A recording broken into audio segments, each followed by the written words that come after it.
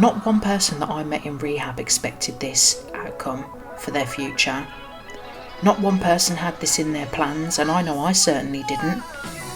But it's happened, and it's really opened up my eyes in ways that I can't even begin to explain. Guess who's back? Back again. Hello and welcome to the Curl Squad's Curl Power podcast with me, Zoe Fox. Curl friend, it has been a few weeks, and you know what? I was not prepared for that degree of separation from you. I'm not going to lie. But what a whirlwind the last few weeks have been. And you know what? I've really missed you, and I've really missed the podcast. So if you're a first time listener, I've just got out of rehab. Rehab? I hear you cry. What sort of podcast is this? Well, actually, Spinal Cord Injury Rehab is where I have just been. So if this is the first time you're hearing about my spinal cord injury, you might want to jump back a few episodes to the beginning of the podcast where I spoke a little bit about my experience of sustaining a spinal cord injury at the beginning of the pandemic with a condition called Cauda Equina syndrome. So yeah, I'll go into quite a bit more detail about what happened if you're interested. I can pop the link in the show notes for ease of reference. So yeah, I've been out of hospital now for 2 to 3 weeks, but I had to give myself some time to just adjust to life after rehab. But that said, I didn't want to lose my momentum with the podcast. We got it started in March. I've been enjoying delivering episodes on a weekly basis for you guys. I've been loving the feedback and the engagement that I get from you. And yeah, I didn't want to leave it any longer. I wanted to get straight back into the bosom of my people. I did think about doing a whole relaunch and doing a summary episode of all of the episodes so far. And I thought, you know what? Why am I making my life more difficult than it needs to be right now? The essence of what I should be doing at this moment after rehab is just taking things right down, not trying to do too much, slowing it down, focusing on my healing, not trying to be like some sort of media empire, because I do this all by myself. I do obviously the recording, I do all the editing and the promotion, the marketing materials all by myself, and it's quite a lot. You know, my capacity is quite significantly limited at the moment because of my injury.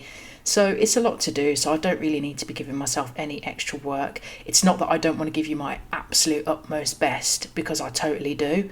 But I have to sort of respect my healing journey. So if this is how I'm going at this point of like being injured and trying to get my life back together, can you imagine?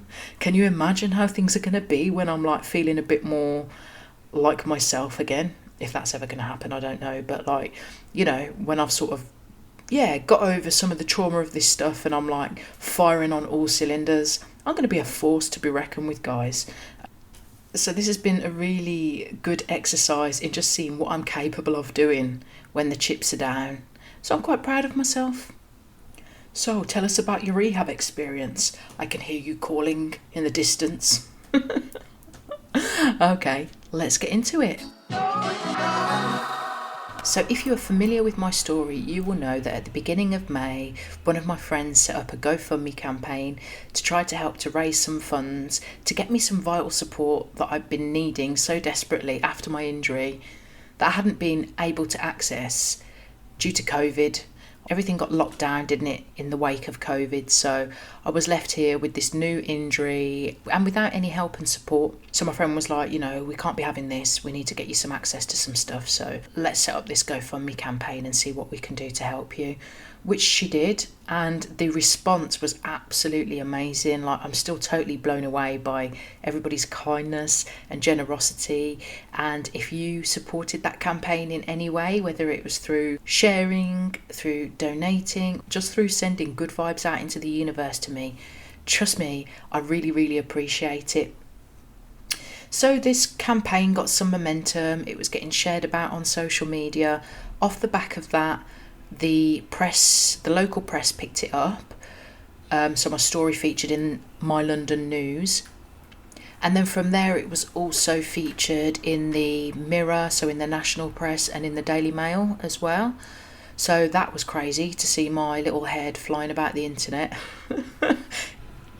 So yeah, there was a lot of love coming my way, and just this whole energy around my story and what had happened. And I think all of that just culminated in me actually finally receiving a phone call from the hospital, the Specialist Spinal Injuries Centre, inviting me in for a 3-week inpatient stay to assess my situation.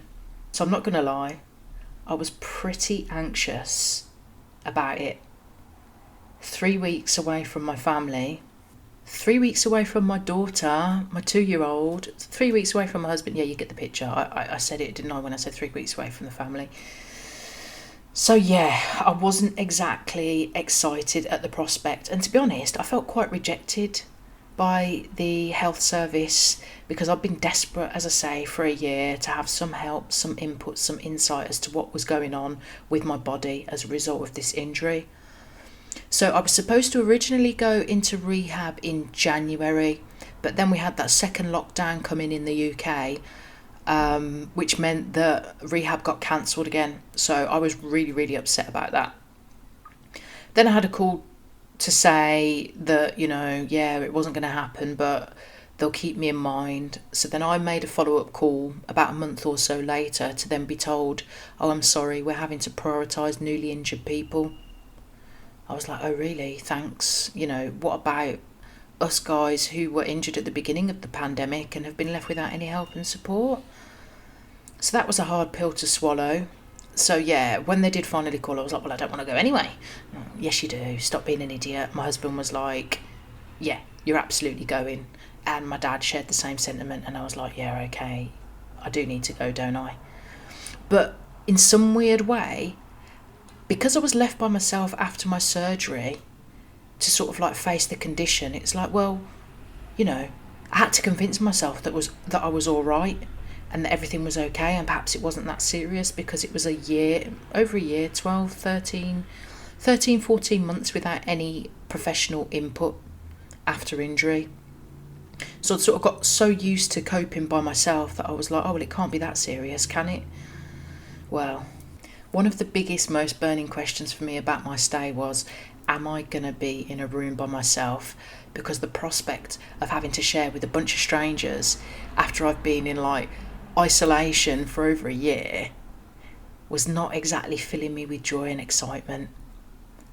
I thought if I had a private room, that would be sweet, but like being lumped in with a bunch of strangers wasn't exactly appealing to me, to be quite honest. So yeah, got to rehab. I was in a room with other people, and these are people from varying walks of life with different sorts of life experiences. But it's challenging as a person of colour, being put into circumstances and situations that are not of your constructing in a way, because as I say, you're never too sure about who you're going to end up with. And a lot of the time, it's well-meaning people that totally miss the mark with racially insensitive comments, saying stuff that like I just don't want to hear. Do you know what I mean? I'm here to try and heal and to overcome what has been an incredibly traumatic, exhausting year. I don't want to have to be sort of like challenging all of these little racially insensitive comments all the time, basically. So it was a bit of a challenge in the room. But it did give me a real insight into some of the issues that we've got in this country around race. I'm so used to living in my bubble. And, my family, my friendship circle were all sort of socially conscious people. And you start to forget that the people in the Facebook comments section under the Daily Mail posts and the Sun posts, the Sun newspaper posts, they're real people. They live out there in society. And you might not rub shoulders with them every day. But if you end up in hospital, you might end up in a bed next to one. And the thing is people just don't realise how offensive some of these casual statements that they're saying can be. And that by having black family or friends or neighbours, in their mind makes it almost impossible for them to be racist, and the suggestion of that would just totally offend them. but all the while they're not realising that the things that they're saying is like, yeah, it's not appropriate, and I didn't want to hear it, and I didn't want to be challenging it, and that wasn't what I was there for. And it's like, just because the black people in your family have normalised this language and have made you feel as though it's okay to speak in that way, that doesn't mean that you can speak like that to anybody else. Do you know what I mean? So, yeah, I had all that to contend with, and I was finding myself getting really angry and really frustrated about the dynamic that was unfolding. And when I went into hospital, I had this vision that I was going to read about 5 books and all of this sort of stuff, and the dynamic in the room just wasn't sort of creating the right sort of environment for me to get my head stuck into my books and stuff. So, and I also thought that I was going to carry on with my podcast recording and all of that sort of stuff, but yeah, the dynamic was just really messing with my vibe, and I had to have a little bit of counselling from the fam on the phone, who were like, you know, don't forget, this is your healing journey, don't take it on, focus on yourself. And I'm like, you know what, that's right, I do need to just focus on me right about now. So anyway, I did summon the courage to ask for a room change, and I ended up in a room with some really cool people who were all very sort of quiet and focused on their own healing journeys, and I made some really cool friends in that room too, which was amazing. And my new room had direct access to the gardens, the garden facility. So I was at the Royal National Orthopaedic Hospital in London at the Spinal Injuries Centre there, and oh my gosh, talk about world-class facilities and treatment. Just incredible. The staff there were just amazing. There wasn't one single member of the team that let them down. Everybody that was there worked with heart, and there was no one who made you feel as though anything was too much trouble. So yeah, I had this beautiful garden right next to my bed, and the garden was developed by a charity called Horatio's Gardens, and that's an organisation that was set up as a memorial project for a young guy called Horatio, who was killed by a polar bear on an expedition at the age of just 17, and his dad was a spinal surgeon or a spinal consultant, and Horatio wanted to have some involvement in spinal injuries when he grew up. So this project was set up in his memory, and Horatio's Gardens have been working through the country to enhance and develop the garden facilities at spinal injury centres. And what a difference it makes to be able to go outside and have that space where you can just exhale, take a deep breath, really tune into the nature, zone into the sound of the birds, listen to the sound of the water features.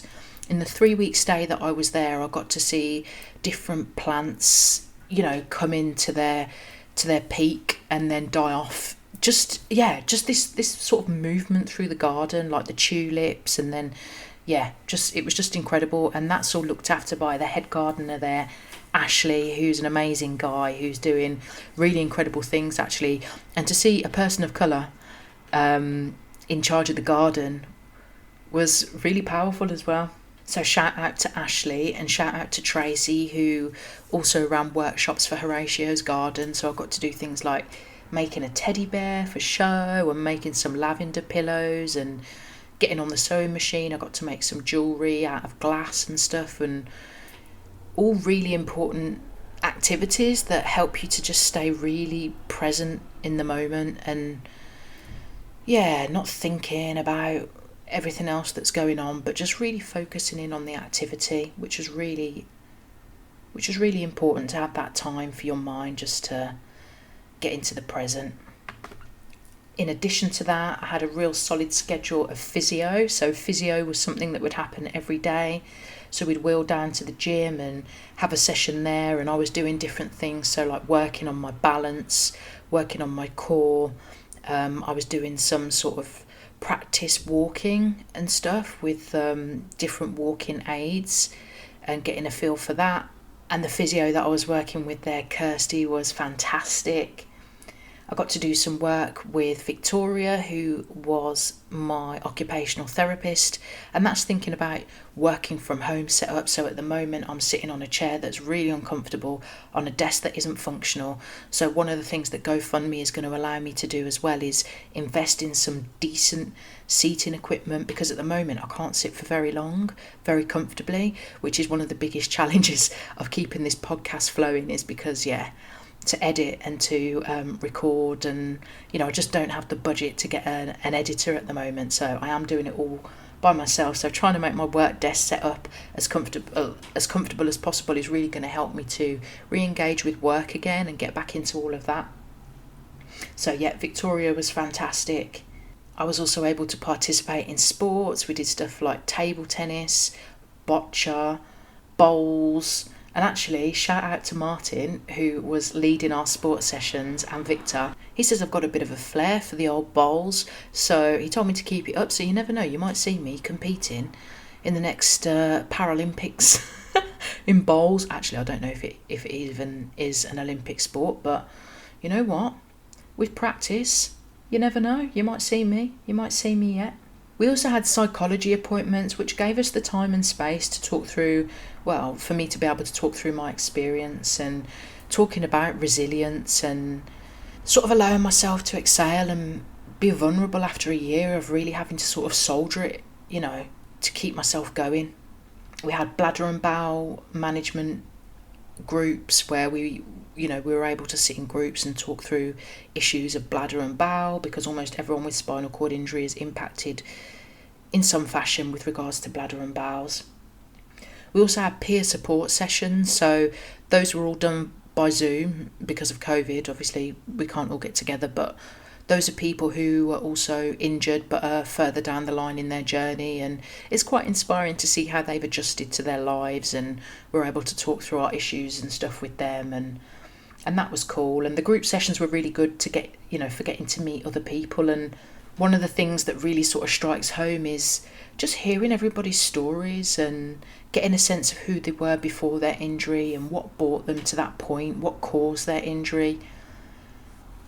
And one of the things that come up a lot in rehab, in conversations with everybody, was frustration. Everybody's feeling a sense of frustration because we're not able to do the things that we've always been able to do. You want to heal faster than you're able to. Not everybody is able to do that either, depending on the severity of your injury. So there were varying degrees of injury based on the level of injury. So depending where people were injured along the spine and the severity of the compression to the spinal cord. So my injury is quite a low level injury, so that's the lower back in the lumbar region of the spine, and my injury is classed as an incomplete injury. So there's scope for things to improve for me, but there are some people there who will be permanently paralysed, and if the injury is higher up in the neck, then that's going to impact everything below that injury site. So that could be, impacting your ability to swallow, the use of your arms, your ability to cough. Some people have to have manual interventions to be able to help them to cough and stuff like that. And people ended up there for a whole range of different reasons. So there were people that were injured in bike accidents, quad bike accidents, falling down the stairs, and even some people who just woke up one morning paralysed, unable to move from infection of the spine. And that's without any prior warning. Literally normal the day before, go to bed, wake up, realise you can't move. And that's how quick spinal cord injury can impact you. Your life was one thing one day and something else the next. And spinal cord injury can happen to anyone at any time for any reason. And in fact, there's a really good documentary on the BBC iPlayer, if you're here in the UK, called Any One of Us. And I remember watching that not long after I was injured. And oh my gosh, it made me cry. Like, I bawled because the way that I could relate to it, I just bawled and bawled. But I'd recommend watching that if you'd like to find out a little bit more about the spinal cord experience, because it's true, any one of us at any given time. And I'm not trying to scare people, But the reality is, when you're sitting there with a group of people that are all, we're all in wheelchairs, we're all suffering one way or another, and it sort of challenged my perceptions really of disability and my own internalised ableism and ignorance around disability and wheelchair use, and how before my spinal cord injury, I just thought that if I saw somebody in a wheelchair, I just naturally assumed that they would be totally paralysed. But like myself, I am a walker, I can walk. If you see me, I might be walking with crutches, I could be walking without, or for more distant stuff, then I'm going to need to use a wheelchair. And this is where it gets a little bit risky in sort of challenging people who are using disabled bays when they're parking up. Disability doesn't always look like what you think it's going to look like. And of course, there's always going to be some cretins that abuse those parking spaces, and we'll let that be on them. God forbid they should ever be in a situation where they would actually need to use a disabled parking bay. But let's just trust that if you see somebody using it, they're using it for a reason. If someone's in a wheelchair, chances are they need it. It's not like a fun day out, it's a necessity. And the truth is, my world is quite a small space without a wheelchair. I can walk a very short distance, but a wheelchair allows me so much more freedom to be able to access more stuff and travel that little bit further.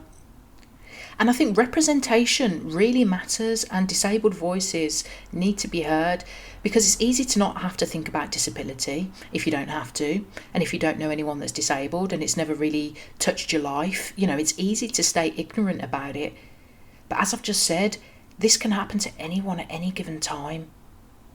Not one person that I met in rehab expected this outcome for their future. Not one person had this in their plans, and I know I certainly didn't. But it's happened, and it's really opened up my eyes in ways that I can't even begin to explain. The way that it has broadened my understanding, my empathy. But should it have taken me to have a spinal cord injury for me to have that sense of awareness? And it's interesting how this sort of interplays with the conversation about race. Do you need to be a black person to perceive and understand racism? What does it take to get you to really put yourself in the shoes of somebody else's lived experience, to help you to get a little sense of what it might be like for them? Because just because you don't experience it and you don't see it doesn't mean that it doesn't exist.